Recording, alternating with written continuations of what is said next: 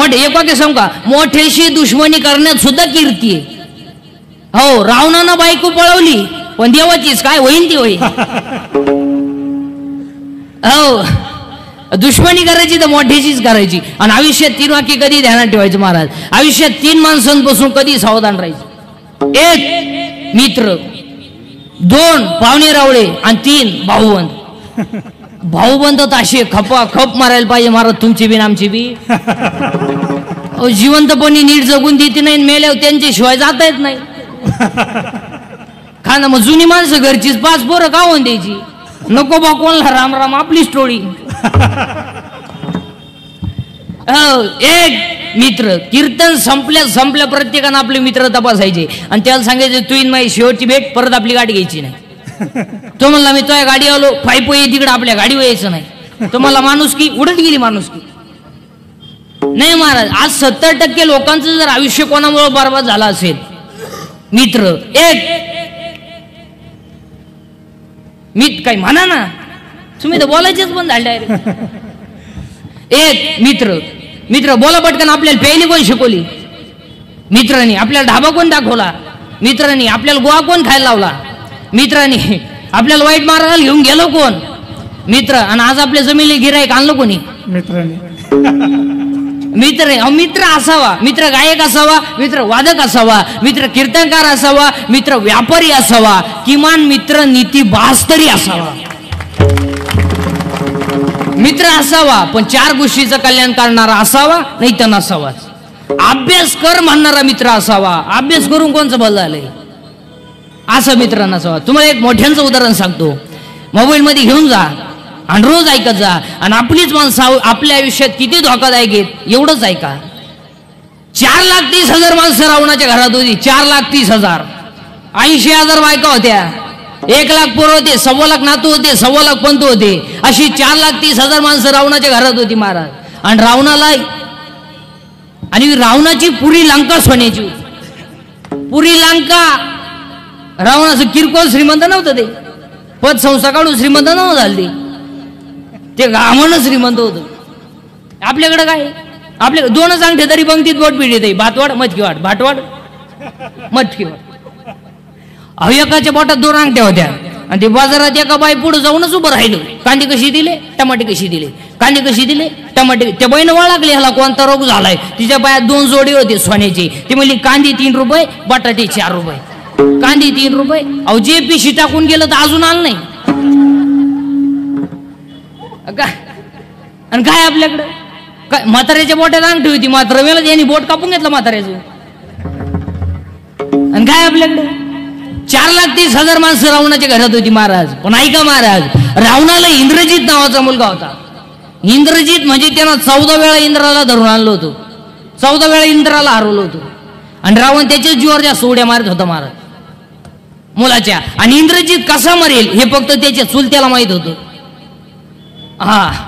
म्हणून चुलता होता तो त्याचा. चुलता म्हणजे बापाचा भाऊ आज्याचा पर्या.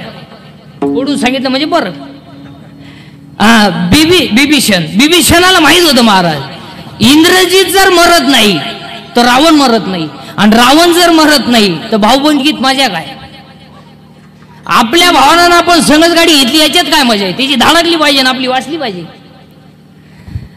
बिभीषणाला माहित होतं महाराज इंद्रजित कसा मरेल. बिभीषण रामाकडे गेला आणि बिभीषणानं रामाला सांगितलं तुमच्या खानदानीत तुम्हाला रावण मारत नाही, तुम्हाला इंद्रजित मारावं लागेल.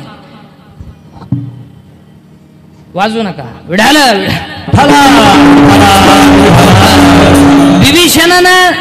बिभीषणाला रामाला सांगितलं तुमच्या खानदानीत तुम्हाला रावण मारत नाही, तुम्हाला इंद्रजित मारावं लागेल. इंद्रजित जर मेला तरच रावण मरेल. म्हणजे चुलत्यानं मिटिंग घेतली पुतण्या मारायची. आणि मिटिंग धाब्यावर नाही झाली. मीटिंग चकना चुकणारा सर्वस खांड खोंड खाऊन नाही झाली. मीटिंग डोळे उघडे ठेवून झाली. फक्त बिभीषणानं रामाला सांगितलं तुम्ही बाकीच्यांना जसं मारता तसं इंद्रजिताला मारू नका. इंद्रजिताच्या हातात इतकी ताकद आहे महाराज, जर इंद्रजिताच्या हातात बाण धनुष्य आलं आणि त्यानं जर बाण लावलं धनुष्याला, समोरचा मेलाच म्हणून समजायचं. फक्त तुम्ही त्याच्या हातात बाण येता कामा नये असं महाराज. इंद्रजितानं पाठीमागं भातामध्ये हात घातला महाराज आणि भात्यातून बाण काढणार, सुसू करीत बाण आला आणि इंद्रजिताचा कोपऱ्यापासून हात उडाला, युद्धातून उडाला तर लंकेत जाऊन पडला. धाप असा आवाज आला हाताचा. इंद्रजिताची बायको बाहेर आली महाराज. रावणाची सून पतिव्रत होती महाराज. तिनं तो तुटलेला हात ओळखला आणि तिने सांगितलं, जिने इंद्र हरवला होता त्याचा हात उडवायची डेअरिंग केली कोणी? तिच्या बापानच केली. कोणा केली? बापच होता तिचा लक्ष्मी म्हणून. मग हे पाहुणे रावळे असेच आहे. तो तुटलेला हात हल्ला महाराज, हल्ला. इंद्रजिताच्या बायकोनं त्या तुटलेल्या हातामध्ये पेन दिला महाराज. तर त्या तुटलेल्या हातानं लिहिलं, तुझ्या माहेरच्यांनी माझा घात केला. काय बोलायचंय महाराज? त्या तुटलेल्या हाताने लिहिलं. आणि तो तुटलेला हात घेऊन सुलोचना रावणाकडे गेली. महाराज, आयुष्यात रावण कधीच रडला नव्हता हो, कधीच रडला नव्हता. पण त्या दिवशी रावण जसा रडला महाराज, माझा तर्रावान मुलगा गेला. त्या दिवशी माझं मरण जवळ आलं. रडला महाराज रावण. रावणाची सून समोर आली आणि सुनानं सांगितलं, सासरे बुवा, जिने माझ्या नवऱ्याचा हात उडवला त्याचा बदला घ्यायला जायचं. रावणासारखा सरळ माणूस नव्हता महाराज. रावणानं सांगितलं जा, पण ही मधली दरबार आहे ती माणसं लय नालायक असते महाराज. याने सांगितलं, अरे तू विद्वान कशाचा? तू ही सून विधवा आहे, तू रामाकडे पाठवू राहिला. रामाची बायको तुझ्या ताब्यात आहे. उद्या जर रामाची बुद्धी बदलली, मग बायको आणून देईन, तुझी सून घेऊन जाय. ही मधली माणसं लय नालायक असते महाराज. तर तू काय करशील? त्यावेळेला रावणाचं वाक्य आहे महाराज, ज्या राज्यात रामासारखा राजा आहे आणि लक्ष्मणासारखा भाऊ आहे, त्या राज्यात स्त्रीवरती अन्याय होणार नाही याची गॅरंटी मला आहे. बस, शत्रूला सुद्धा चांगला म्हणणारा रावण, पण त्याच्याच भावानं त्याचा पोऱ्या मारायला मीटिंग घेतली. याच्यावर घरी गेल्यावर निवांत विचार करा. आणि मग रावणाची बायको समोर आली आणि तिने सांगितलं, का हो मंदोदरी? आणि मग तिने सांगितलं, का हो तुम्ही तर लय विद्वान आहे, तुम्ही तर लय वेदाच्या गप्पा सांगता. मग तुम्ही सीतेला पळून आल्यावर तुम्ही तुमची इच्छा सीतेकडून का पूर्ण करून घेतली नाही? त्या वेळेला रावणाचे डोळे पाणवले महाराज, डोळ्याची कळवळी झाली. आणि रावणानं सांगितलं, मंदोदरे, तुला ऐकायचं ना, मी सीतेकडून माझी इच्छा का पूर्ण करून घेतली नाही? तुला ऐकायचंय ना मंदोदरे? ऐक मंडोदरी, मी माझी इच्छा सीतेकडून का पूर्ण करून घेतली नाही?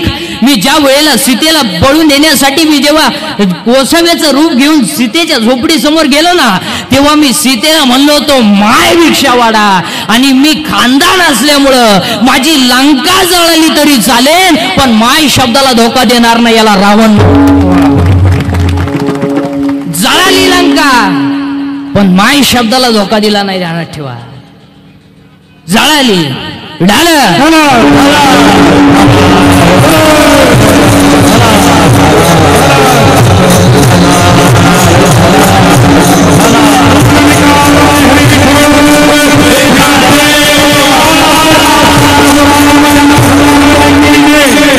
जळाली महाराज लंका, पण माई शब्दाला धोका दिला नाही. आणि इथून पुढे जर कोणी म्हणलं ना, हा रावणासारखा आहे, कान फाड फोडलं बाई.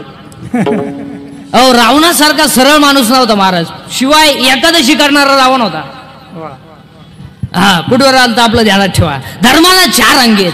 1 दया, 2 तप. तप करा, दया करा आणि धर्म पाळा. याला चांगलं दाखवा, यानं चांगलं ऐका. आयुष्य थोडे बोगसगिरी करू नका. काही माणसांचं बरंच म्हणणं आहे, मेल्या कोणाला पाहिला, संपत्ती मापात कमवा. मेल्या कोणाला पाहिला, संपत्ती मापात कमाव. एकच पोरग आहे तुम्हाला, एवढी इस्टेटीचं काय करायचं? येडे का? नुसतं कमीच राहिला, सांभाळतो का वा? अहो, रस्त्याच्या कडेला भिकारी वरत आहे, कुत्र्याची कळवण झालं तर उठाना. याच्या बांगल्यात नुसतं मारला, उडी मारली, उठला वा, उडा बंब भोपळा. संडासात बॅटरी लावीन, बाथरूम मध्ये बॅटरी लावीन, तिची सावली पण मागं सरकवतो, तिचीच पडलं जी नेम खाली मेलं दे काय. बंगल्यावाल्याची गाडी पुढे भिकारी गेला आणि भिकारी म्हणला, भिक्षा आडव. बंगल्यावाला म्हणला, अरे कान पाड फोडीन. तो भिकारी म्हणला, अय मी असाच होतो, तू तरी कानफाड फोडीत हो म्हण मी पोत्यात घालून भिकारी आणत होतो. आता माझे हे दिवस आले, हे तुला सांगाय आलो, सावध होय. शरीर नश्वर आहे, संपत्ती नश्वर आहे, प्रेम नश्वर आहे, भगवंत शाश्वत आहे. आणि या जगात फक्त देवच सत्य आहे. माझं सत्य तोच सत्य, तू सत्य तू